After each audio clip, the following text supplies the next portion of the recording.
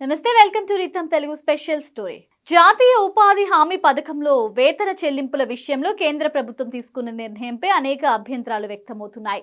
ఉపాధి హామీ కూలీల జాబ్ కార్డు, బ్యాంక్ ఖాతాను ఆధార్తో అనుసంధానం చేయడం తప్పనిసరి చేయడంపై క్షేత్రస్థాయిలో ఇబ్బందులు తలెత్తుతున్నాయి. ఉపాధి హామీ కూలీలు తమ ఉపాధి కోల్పోయే పరిస్థితులు నెలకొంటున్నాయి.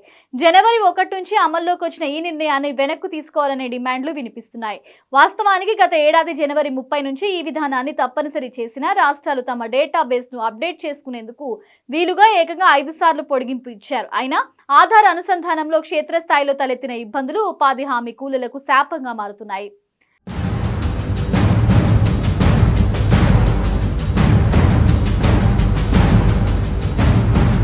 వాస్తవానికి ఇంతకాలం ఉపాధి కూలీలకు చెల్లింపులు నేరుగా వారి బ్యాంక్ ఖాతాలో పడేవి. ఈ విధానంలో అక్రమాలు జరుగుతున్నాయని తేలడంతో కేంద్ర ప్రభుత్వం గత సంవత్సరం ఫిబ్రవరి నుంచి జాబ్ కార్డు, ఆధార్, బ్యాంక్ ఖాతాల అనుసంధానాన్ని తప్పనిసరి చేసింది.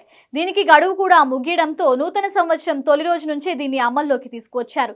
దేశవ్యాప్తంగా ఆధార్ ఆధారిత చెల్లింపులు ప్రారంభమయ్యాయి. దీంతో పనులకు వచ్చిన వారి వివరాలను తనిఖీ చేసి ఆధార్ అనుసంధానం లేని వారిని వెనక్కి పంపిస్తుండటంతో కూలీల్లో తీవ్ర ఆందోళన వ్యక్తమవుతుంది.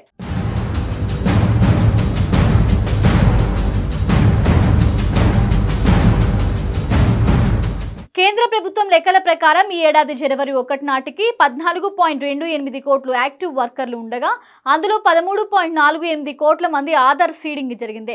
సుమారు 12.49 కోట్ల వర్కర్లు ఆధార్ ఆధారిత విధానానికి మారారు. ఇంకా 12.5% యాక్టివ్ వర్కర్లు ఇంకా ఈ విధానంలో వివరాలు నమోదు చేసుకోలేదు.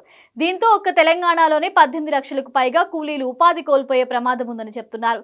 సాంకేతిక సమస్యలకి తోడు ఇతర కారణాల వల్ల కూలీలకు అనుసంధానం సాధ్యం కావడం లేదు.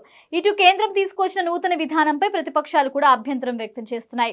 దేశంలోని కోట్లాది నిరుపేదలు, అణగారిన వర్గాల వారు ప్రాథమిక ఆదాయాన్ని కోల్పోయేలా ప్రభుత్వ విధానం ఉందని ఆరోపిస్తున్నాయి. కేంద్రం వెంటనే నిబంధనలను సడలించి పేదలకు మేలు చేయాలని డిమాండ్ చేస్తున్నాయి. ఇది ఇవాల్టి స్పెషల్ స్టోరీ. చూస్తూనే ఉండండి రితం తెలుగు.